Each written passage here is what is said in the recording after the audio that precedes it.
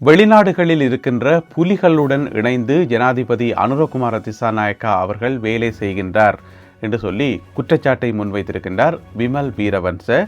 கடந்த ஒரு 10 நாளாக ஆளை வெளியிலேயே காணையில் எங்கே போனவர்னு தெரியல. இப்போ பார்த்தீங்கன்னு சொன்னால் திடீரென்று வெளியில் வந்திருக்கிறார். வேறு என்ன எல்லாம் சொல்லியிருக்கிறார் என்பது சம்பந்தமாக இந்த காணொலியில் விரிவாக பார்க்க இருக்கின்றோம்.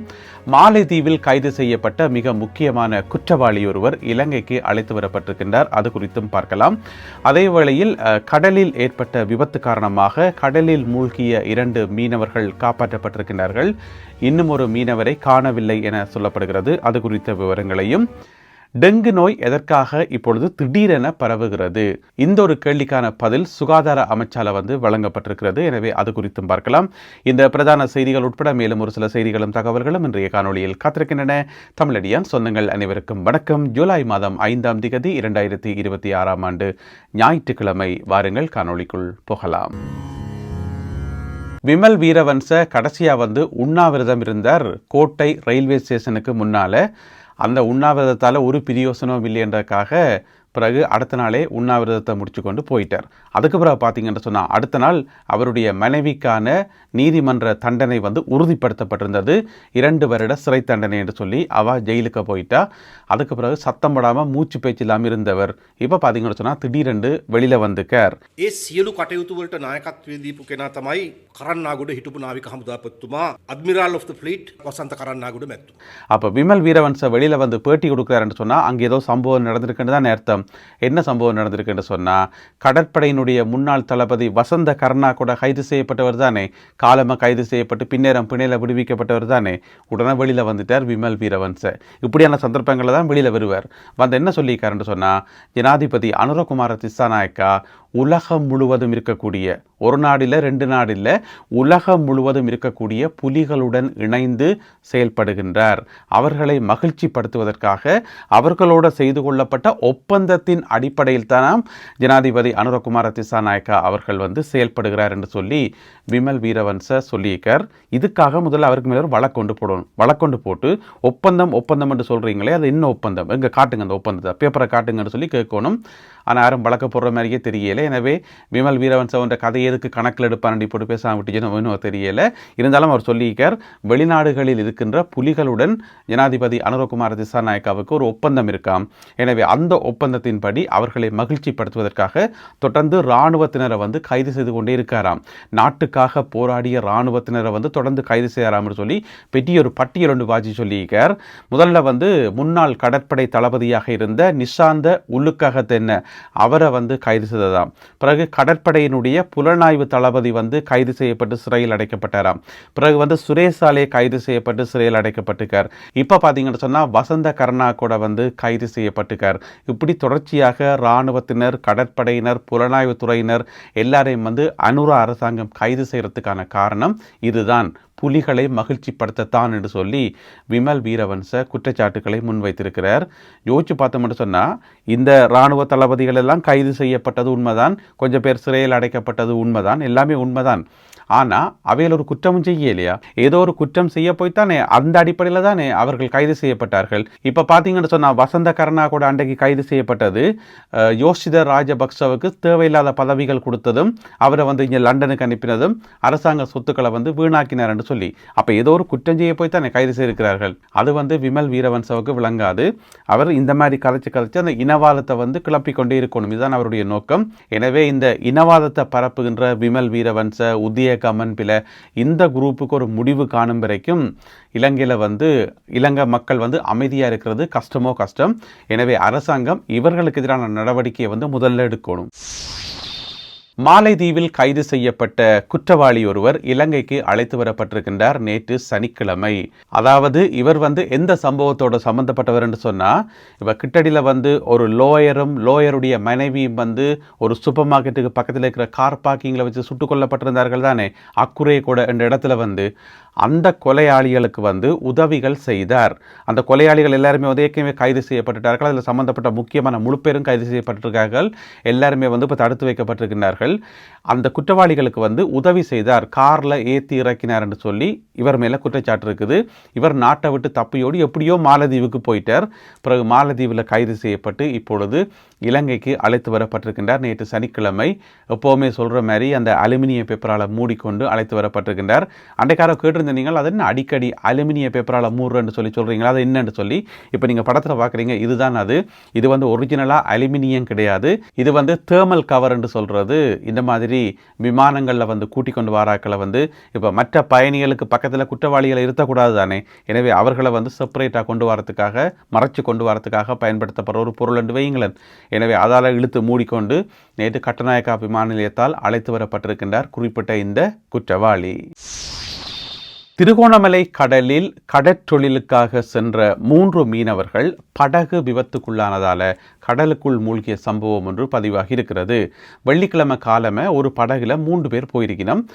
திருகோணமலை கடலில் இருந்து ஒரு 3 கடல் மைல் தொலைவில் வந்து நடுக்கடலில் போய்கொண்டிருக்கக்குள்ள திடீரென்று என்னமோ ஒரு விபத்து ஏற்பட்டு படகு வந்து கவுண்டுட்டுது. அப்போ அந்த 3 மீனவர்களும் தூக்கி வீசப்பட்டு கடலுக்குள்ளே தத்தளித்து கொண்டிருக்கும் போது அந்த பகுதியால் போன கடற்படையினர் கண்டுட்டு உடனடியாக செயல்பட்டு அதில் 2 மீனவர்கள் வந்து காப்பாற்றப்பட்டிருக்கின்றார்கள். காப்பாற்றி கரைக்கு கொண்டு வரப்பட்டிருக்கின்றார்கள். ஒரு மீனவர் இன்ற வரைக்கும் காணல் என்று சொல்லப்படுகிறது. அந்த காணாமல் போன அந்த மீனவர் தான் அந்த படகினுடைய உரிமையாளர் என்று சொல்லி சொல்லப்படுகிறது. அந்த காப்பாற்றப்பட்ட 2 மீனவர்களும் வந்து தந்தை மகன் என்று சொல்லி சொல்லப்படுகிறது. அவர்கள் இப்பொழுது மருத்துவமனையில் அனுமதிக்கப்பட்டு சிகிச்சை பெற்று வருகின்றார்கள். எனவே காணாமல் போன அந்த மற்ற மீனவரை தேடுகின்ற பணிகள் இடம்பெற்று வருகின்றன.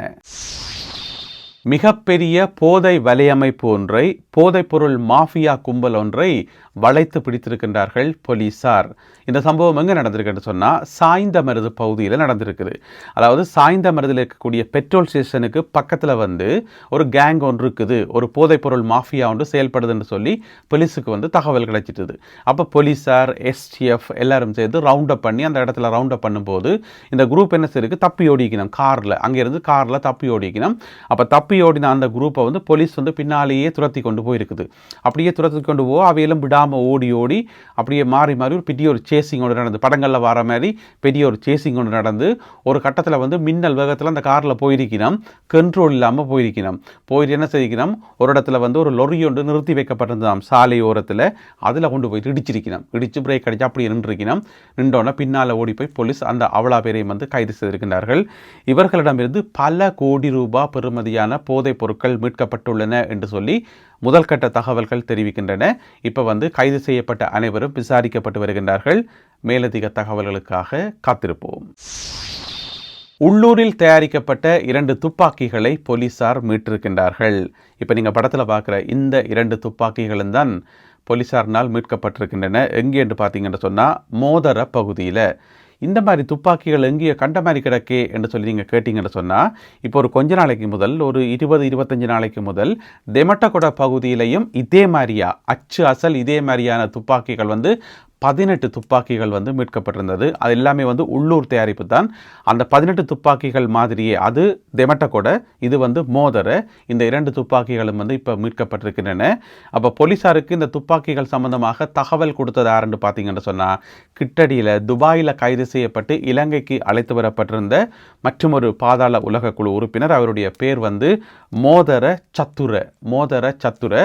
அவர்கிட்ட வந்து நல்லா பூசியெல்லாம் போட்டு அவர்கிட்ட விசாரணை நடத்தும் போது அவர் தான் சொல்லி இன்னிடத்துல வந்து 2 துவக்குகளை நாங்கள் உள்ளூர்லேயே உற்பத்தி செய்து அதை நாங்கள் ஒழிச்சு வச்சுக்கிறோம் என்று சொல்லி சரி என்று அவர் கொடுத்த தகவல்களின் அடிப்படையில் போலீசார் மேற்கொண்ட தேடுதல் வேட்டையில் தான் இந்த துப்பாக்கிகள் வந்து மீட்கப்பட்டுள்ளன. அப்போ அன்றைக்கு 18, இன்றைக்கு 2, 18 20 துப்பாக்கிகள் எல்லாமே வந்து உள்ளூரில் தயாரிக்கப்பட்டது. அது மட்டும் இல்லாமல் இந்த மோதர சத்துரை வந்து இன்னும் ஒரு தகவலையும் சொல்லியிருக்கார் போலீஸுக்கு. என்ன பிரச்சனை சொன்னால், இப்போ கொஞ்ச காலமாக வந்து மிக முக்கியமாக ஜனாதிபதி அனுரகுமார திசாநாயக்காவினுடைய ஆட்சி வந்த பிறகு தங்களுக்கு கடுமையான ஆயுத பற்றாக்குறையா. ஏன்னு சொன்னால் ஆயுதங்கள் வரத்து கிடையாது. இப்போ முந்தியன்னு சொன்னால் ரணில் விக்ரமசிங்கே இருக்கும்போதும் சரி அல்லது கோத்தாபய ராஜபக்ச இருக்கும்போதும் சரி ஒரு பிரச்சனையுமே கிடையாது, ஆயுத பிரச்சனையே கிடையாது. என்னென்னு சொன்னால் இராணுவத்திலேருந்து ஆக்கள் தப்பி ஓடினபடி, பிறகு தப்பி ஓடுறாக்கள் வந்து இங்கே ஆயுதங்களை விற்றபடி, அப்படி தப்பி ஓடாட்டியும் பரவாயில்லை, இராணுவத்திலேயே இருக்கக்கூடிய இராணுவத்தினர் கொமாண்டர்ஸ் எல்லாரோடையும் கதைச்சு அவைக்கு கொஞ்சம் கொடுக்க வேண்டிய கொடுத்து காசு எல்லாத்தையும் கொடுத்து ஆயுதங்களை வாங்கி எடுக்கலாம். இந்த மாதிரி பாதாள உலக குழுக்களுக்கு வந்து ஒரு பஞ்சமே இல்லை, ஆயுத பஞ்சம் கிடையவே கிடையாது. எப்போ ரணில் விக்ரமசிங்க காலத்திலையும் கோத்தாபய காலத்திலையும். இப்போ அனுர வந்த பிறகு உடனடியாக என்ன நடந்ததுன்னு சொல்லி உங்களுக்கு தெரியும். போன வருஷம் எல்லாம் இராணுவத்தினரிடமும் போலீசாரிடமும் மற்றது சகல ஆயுத படையினரிடமும் எவ்வளவு ஆயுதங்கள் உள்ளன, எவ்வளவு துவக்குகள் உள்ளன என்று சொல்லி தேசிய ரீதியாக நாடளாவிய ரீதியில் வந்து பெரிய ஒரு கணக்கெடுப்பு ஒன்று எடுக்கப்பட்டது. எல்லா துவக்களும் ஒழுங்காக இருக்கா, எல்லா சீரியல் நம்பர்ஸும் வந்து ஒழுங்காக பதிவில் உள்ளபடி சரியாக இருக்கான்னு சொல்லி ஃபுல்லாக செக் பண்ணப்பட்டது. செக் பண்ணி அதில் எத்தனையோ AK-47 எத்தனையோ T-56 எல்லாத்தையும் காணல் என்று சொல்லி பெரிய லிஸ்ட் எல்லாம் வெளியிடப்பட்டது. அவ்வளோ துவக்களும் வந்து கண்டுபிடிக்கணும் என்று சொல்லி தேடி தேடி நிறைய துவக்கள் வந்து கண்டுபிடிக்கப்பட்டது. இன்னுமே வந்து கிட்டத்தட்ட 50க்கும் மேற்பட்ட T-56 வகை துப்பாக்கிகள் வந்து இன்னமுமே பிடிபடாமல் இருக்குது. அப்போ அதுக்கு பிறகு பாதாள உலக குழுவுக்கு வந்து ஆயுதங்கள் கொடுக்கறதுக்கு ஆக்கள் இல்லை. அப்போ வேறு வழி இல்லாமல் சரி ஓகே நாங்களே உற்பத்தி செய்வோம், உள்ளூர் உற்பத்தியில் வந்து ஈடுபடுவோம் என்று சொல்லித்தான் இந்த மாதிரியான துவக்களை வந்து தாங்கள் உற்பத்தி செய்ய ஆரம்பித்ததாக வாக்குமூலம் கொடுத்திருக்கின்றார் இந்த மோதர சத்துர என்று சொல்லப்படுற நபர். அதாவது துவக்கள் இல்லாட்டியும் பரவாயில்லை, உற்பத்தி செய்தாவது நாங்கள் சுடுவோம் என்று சொல்லி ஒற்றை கால ரெண்டு செய்த துவக்கெல்லாம் இதுகள். எனவே இப்போ அந்த மாதிரி 20 துவக்குகள் மீட்கப்பட்டுள்ளன. இந்த காணொலியில் பகிர்ந்து கொள்ளப்பட்ட செய்திகள் தகவல்கள் தொடர்பான உங்களுடைய கருத்துக்களை மறக்காமல் கீழே எழுதுங்கள். மீண்டும் சந்திப்போம் உறவுகளை. நன்றி, வணக்கம்.